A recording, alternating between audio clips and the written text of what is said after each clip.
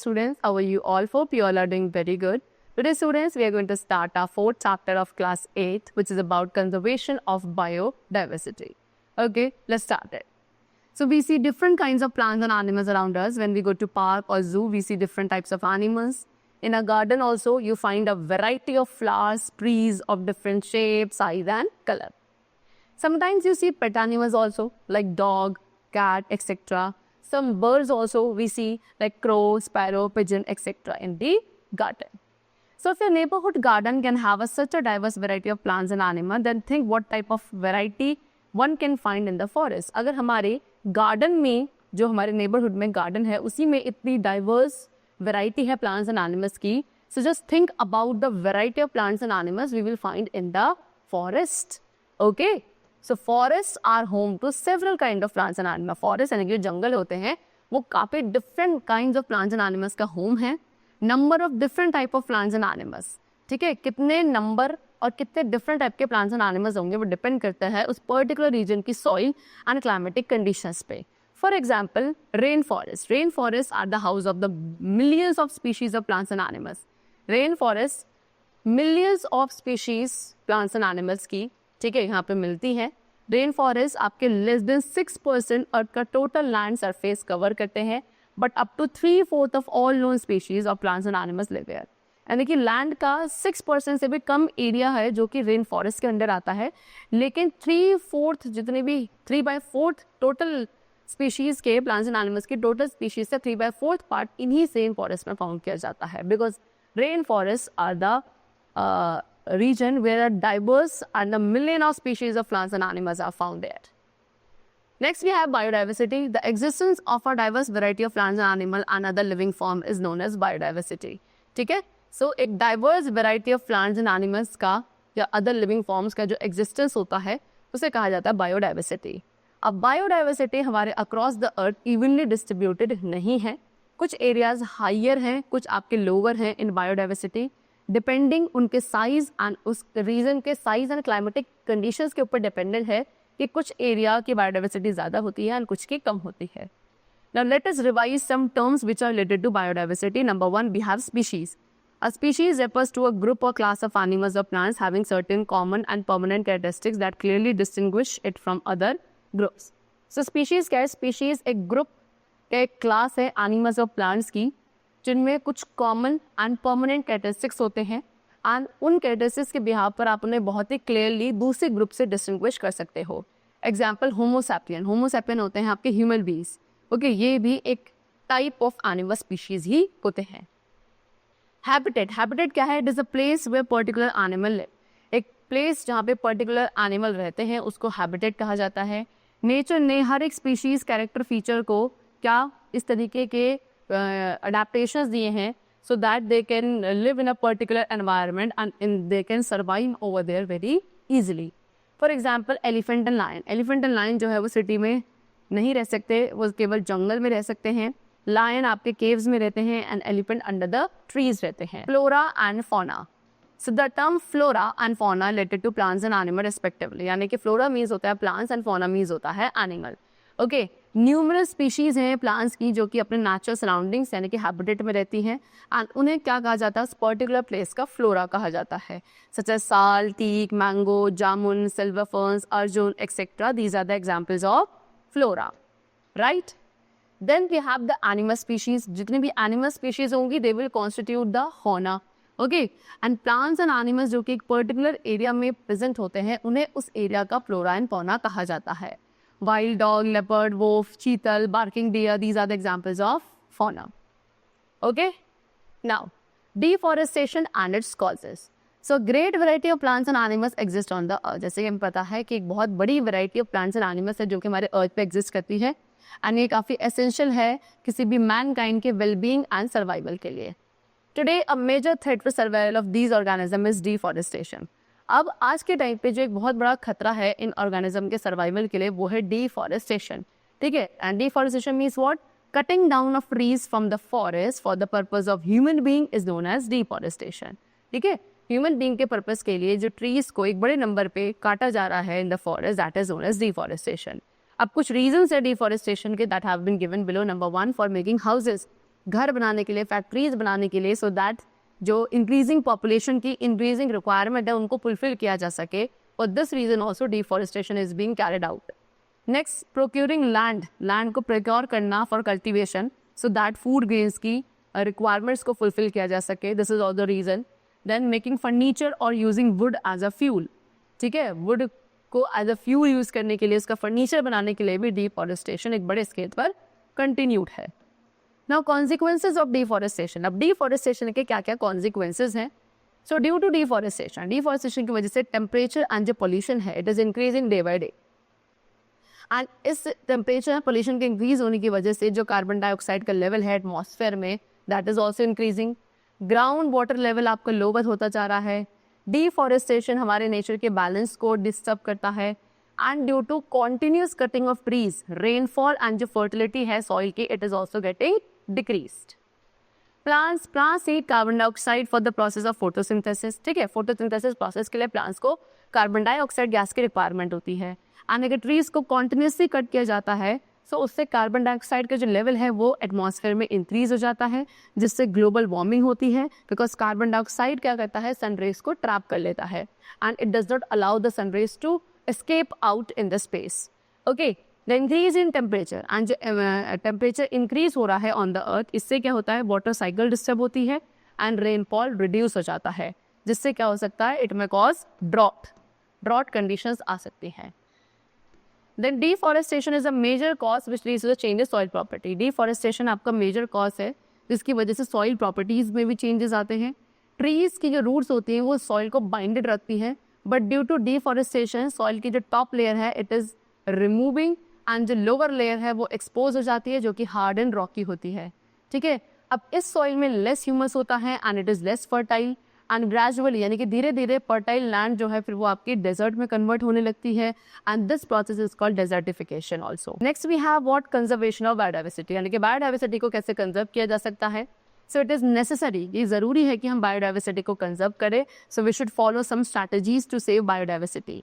Now there are many uses of forest and wild life. Forest and wild life के काफी सारे uses हैं, जैसे कि द रूट्स ऑफ ट्रीज की रूट्स क्या करती हैं, they helps to bind the soil.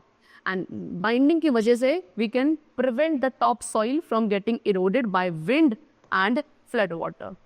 Okay? Then forest आपके habitat हैं of the numerous plants and animals. Then forest क्या करते हैं, they help to maintain a balance between the carbon dioxide and oxygen level in the atmosphere. Forest के through हमारे atmosphere में carbon dioxide and oxygen का जो level है वो बैलेंस रहता है एंड उसके साथ साथ they helps to regulate climate, wind and rainfall also. After that we get many useful products. हमें काफ़ी सारे यूजफुल प्रोडक्ट्स भी हैं जो फॉरेस्ट से मिलते हैं, such as gum, latex, timber, medicine, wood pulp for paper etcetera. So this was the importance of forest due to which we need to preserve the biodiversity. Next is endemic species. Endemic species are those species of plants and animals which are found exclusively in a particular area. ठीक है, किसी भी plant and animal की वो species जो कि एक particular area में एक्सक्लूसिवली मिलती हैं उन्हें एंडेमिक स्पीशीज कहा जाता है. They are not naturally found anywhere else. ये नेचुरली कहीं भी नहीं मिल सकती हैं. एक पर्टिकुलर टाइप ऑफ एनिमल और प्लांट आपका या तो एंडेमिक हो सकता है किसी पर्टिकुलर जोन के लिए, स्टेट के लिए और for a country. In Bharat में सर्टेन एरियाज हैं जो काफ़ी रिच हैं in endemic species like north east Bharat, western Ghat, north western and eastern Himalayas. Okay, कुछ एंडेमिक स्पीशीज हैं जो कि स्पेसिफिक हैं to the eastern Ghats also. To the Gangetic plains के थ्रू जनरली ये आपके मतलब गैंगेटिक प्लेन्स जो है जनरली काफ़ी पुअर है एंडेमिक स्पीशीज़ में. अंडमान एंड निकोबार आइलैंड जो हैं वो कंट्रीब्यूट करते हैं एटलीस्ट 220 स्पीशीज़, यानी कि 220 स्पीशीज़ हैं एंडेमिक प्लांट्स की ऑफ भारत जो कि आपके कहाँ है, अंडमान एंड निकोबार आइलैंड्स में है. Then Bharat contains globally important population of some of the Asia's rarest animal. Bharat के अंदर ग्लोबली कुछ इंपॉर्टेंट पॉपुलेशन आते हैं एशिया के रेयरेस्ट एनिमल्स की भी. ओके, उनमें से है आपका वन हॉर्न राइनो जो कि असम में है and the Bengal tiger also. Right, you can see they have given Nilgiri tahr. Nilgiri तहर क्या है, ये एंडेमिक है टू द नीलगिरी हिल्स. ये आपके नीलगिरी हिल्स में ही मिलते हैं एंड जो सदर पोर्शन है हमारा वेस्टर्न घाट रेंज का in Tamil Nadu and Kerala, they are found over there only. Nilgiri tahr आपके स्टॉक गोट्स होते हैं जो कि शॉर्ट कोर्स, इनके बॉडी पे काफ़ी शॉर्ट कोर्स फर होते हैं एंड ब्रिस्ली मेन होते हैं। Then this is Asiatic lion. Asiatic lion को क्या कहा जाता है? It is known that the last remnants of the Asiatic lion about 350 reside in the Gir National Park in Gujarat. ये कहा जाता है कि जो Asiatic lion के last remnants हैं about 350 की बचे हैं जो कि गुजरात के गिर नेशनल पार्क में ही केवल प्रेजेंट है। Then we have lion tail mac. Lion tail mac आपके साउथ ईस्ट भारत में प्रेजेंट है एंड इसको जो अपना नेम मिला है वो अपनी टेल की वजह से मिला है जो कि 25 सेंटीमीटर लेंथ में है एंड एक ब्लैक टफ होता है इसके एंड में which is similar to a lion tail only. Okay, these are the endemic species. Now step takens towards conservation. Conservation के टुवर्ड्स क्या क्या स्टेप्स लिए जाते हैं? तो several steps have been taken by many national and international organisation towards conservation of our biodiversity. काफ़ी सारे steps हमारी नेशनल एंड इंटरनेशनल ऑर्गेनाइजेशंस ने लिए हैं हमारे बायोडाइवर्सिटी को कंजर्व करने के लिए। ठीक है, काफ़ी थ्रेटेंड स्पीशीज़ हैं एनिमल्स की जो कि भारत में मिलती हैं, जैसे कि भारत राइनोसेरस जिसको हम वन हॉर्न राइनोसेरस भी कहते हैं, it is found in Assam. ठीक है, इंडियन राइनोज आपके पोच किए जाते हैं मेनली अपने हॉर्न्स के लिए एंड इनको कहा जाता है कि इनके हॉर्न्स की मेडिसिनल वैल्यू होती है, इसीलिए इंडियन राइनोज की पोचिंग करी जाती है, इनको मार दिया जाता है। ठीक है, Great one horned rhinoceros is called so because both the males and females have a single horn and a newborn Indian rhinoceros doesn't have a horn. ठीक है, तो जो ग्रेट यानी कि कभी बड़े वन हॉर्न राइनोसेरस होते हैं उनको इसीलिए इस नाम से जाना जाता है बिकॉज दोनों ही मेल एंड फीमेल राइनो के पास केवल एक सिंगल हॉर्न होता है एंड जो न्यू बॉर्न इंडियन राइनोसेरस होता है उसके पास मतलब जब वो छोटा होता है तब कोई भी हॉर्न नहीं होता है। ऑलमोस्ट जितने भी स्पीशीज हैं टाइगर्स की अक्रॉस द वर्ल्ड वो सभी एंडेंजर्ड है। Nearly every part of the tiger, ठीक है, नियरली हर एक पार्ट जो है टाइगर का वो ट्रेड किया जाता है, उसकी बोन से लेकर उसकी वैल्यूएबल स्किन तक। सेवरल केसेस ऑफ पोचिंग, काफ़ी सारे केसेस है पोचिंग के जो हाईलाइट हुए हैं even in forest reserve also and wild life sanctuaries also. Asian elephants, you can see in this picture, this is Asian elephant. Asian elephant आपके native हैं to the forest of Bharat, Sri Lanka, Indonesia, China and south east Asia. So Asian elephants threaten है mainly by the destruction of the habitat, यानी कि इनके habitat को खत्म कर दिया जाता है जिसकी वजह से ये सर्वाइव नहीं कर पाते। Okay, Asian elephants differ in appearance. Asian elephants की जो अपीयरेंस है वो काफ़ी डिफरेंट है from their African counterparts by having smaller ear, क्योंकि इनके जो ईयर्स हैं काफ़ी स्मॉल होते हैं, स्मॉलर टस्क होते हैं, 2 हम्प होते हैं इनके फॉरहेड पे एंड एक आर्क्ड बैक होती है, इसलिए ये अफ्रीकन एलिफेंट से बिल्कुल डिफरेंट होते हैं। नेशनल एंड इंटरनेशनल ऑर्गेनाइजेशंस ने काफ़ी स्टेप्स लिए हैं to conserve all these forest and animals. Number 1, forest reserve. So forest reserve आपके लार्ज एरिया हैं फॉरेस्ट कवर के जिनको प्रोटेक्ट किया जाता है from human exploitation. Strict laws enact किए गए हैं all over the world to prevent felling of trees in forest reserve. Okay, because falling of trees जो होता है, ट्रीज को कट करना, ये गिरा देना on a large scale, that is called deforestation, right. Forest reserve को स्टैब्लिश किया जाता है with an aim at serving the following purposes. Number 1, prevention of deforestation, deforestation को प्रिवेंट करने के लिए। Lost forest cover, forest cover जो lost हो चुका है उसको रिप्लेनिश करने के लिए by afforestation. And food and shelter को प्रोटेक्ट करने के लिए which are meant for wild life. Next we have wild life sanctuaries. Wild life sanctuaries क्या प्रोवाइड करती हैं? Protection and suitable living conditions provide करती हैं टू वाइल्ड एनिमल्स। सेंचुरीज आपकी वो प्लेसेस हैं जहाँ पे किलिंग यानी कि पोचिंग जो होती है या एनिमल्स को कैप्चर जो करा जाता है उसको स्ट्रिक्टली प्रोहिबिट कर देते हैं। ठीक है, कुछ थ्रेटेंड वाइल्ड एनिमल्स है जैसे कि black buck, white eyed buck, elephant, tiger, golden cat, pink headed duck, marsh crocodile, python, rhinoceros, इन सभी को प्रोटेक्ट किया जाता है, प्रिजर्व किया जाता है हमारी wild life. Then third, national parks हैं। नेशनल पार्क्स आपके लार्ज एंड डाइवर्स होते हैं, काफ़ी बड़े होते हैं, इतने काफ़ी enough they are large that they can be protect whole set of ecosystem, यानी कि ये इतने लार्ज कितने वाइड है कि यहाँ पे इकोसिस्टम के पूरे यानी कि सारे सेट को प्रोटेक्ट किया जा सकता है। ओके, दे प्रिजर्व फ्लोरा, फोना, landscape, historic objects of an area. Satpura national park, Satpura national park आपका फर्स्ट रिजर्व फॉरेस्ट है भारत का एंड जो फाइनेस्ट भारत टीक है वो इसी फॉरेस्ट में प्रेजेंट है। रॉक शेल्टर्स भी आपके सतपुरा नेशनल पार्क में ही प्रेजेंट हैं एंड ये एविडेंसेस हैं हमारे प्री हिस्टोरिक ह्यूमन लाइफ के, यानी कि इस जंगल में पहले ह्यूमन लाइफ जो एग्जिस्ट करती थी प्री हिस्टोरिक, उसके एविडेंसेस हैं। These give us an idea, इनके थ्रू हमें एक आइडिया मिलता है of the life of primitive people, यानी कि पहले टाइप पे जो लोग होते थे उनकी लाइफ सही कैसी थी उसके बारे में आइडिया हमें मिलता है। Rock paintings are also found in these shelters and about 55 rock shelters, around 55 rock shelters है जिनको आइडेंटिफाई किया गया है in Pachmarhi biosphere reserve.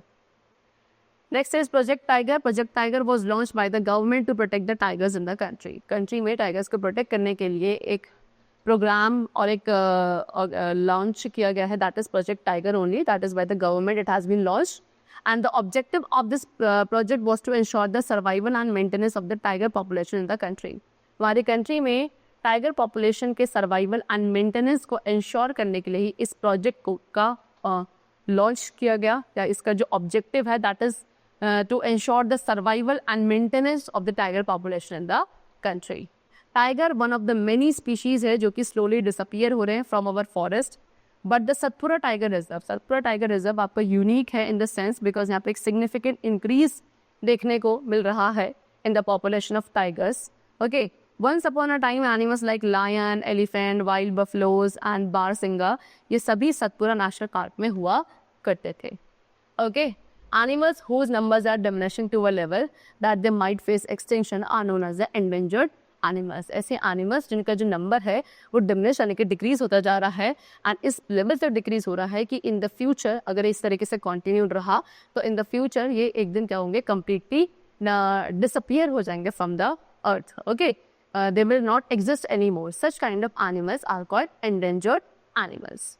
Okay, you can see like tiger, wild buffalo, barsinga, these all are endangered animals. Dinosaurs become extinct. Dinosaurs की बात करें तो they have become extinct, यानी कि they do not exist anymore now, right? They have become extinct a long time ago. Survival of some animals has become difficult because of disturbance in their natural habitat. And ये इन animals का जो survival है ये अपने ही habitat में disturb हो जाता है because of the disturbance in their natural habitat. Next we have Red Data Book. Red Data Book is a source of book which gives a list of all the endangered plants and animals. एक ऐसी book, एक ऐसी source book जिसके अंदर सभी endangered plants and animals की list है, data है, that is known as Red Data Book. Okay, see this is the tabular form in which they have given in the name of National Park Wildlife Sanctuaries. यानी कि कुछ national park and wild life sanctuaries के यहाँ पे आपको name given है and वहाँ पे कौन सी स्पीशीज को केयर किया जाता है. They have also told you like Periyar which is इन केरल, यहाँ पे एलिफेंट्स को केयर किया जाता है. Then we have Gahirmatha turtle sanctuary which is in Orissa and these are for the giant olive ridley and for the turtles. Then Gir National Park which is in Gujarat for Asiatic lions. Then Kaziranga Sanctuary which is in Assam for the Indian rhinoceros. Then we have Keoladeo Ghana National Park which is in Bharatpur. This is the breeding center for a variety of birds including the Siberian crane. Then we have Mangrove Forest of Sundarban. यहाँ पे Royal Bengal Tiger जो हैं इनको species को care किया जाता है. Next, we have the concept of migration. Movement of animals in large numbers from one place to another to overcome unfavorable condition is called migration. Okay, animals का move करना एक बहुत बड़े group में from one place to another to overcome the unfavorable condition that is called migration. Usually migrating species जो है एक different land पे जाती हैं एक certain time period के लिए and then they travel back to their endemic land only, right?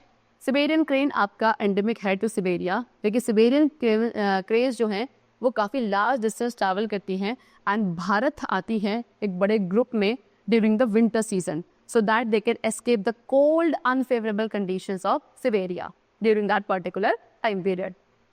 Migrations में भी सीजनल और फॉर रीजंस, ठीक है, माइग्रेशन आपका सीजनल भी हो सकता है या फिर कुछ रीजंस के लिए भी हो सकता है जैसे कि ब्रीडिंग एंड रिप्रोडक्शन.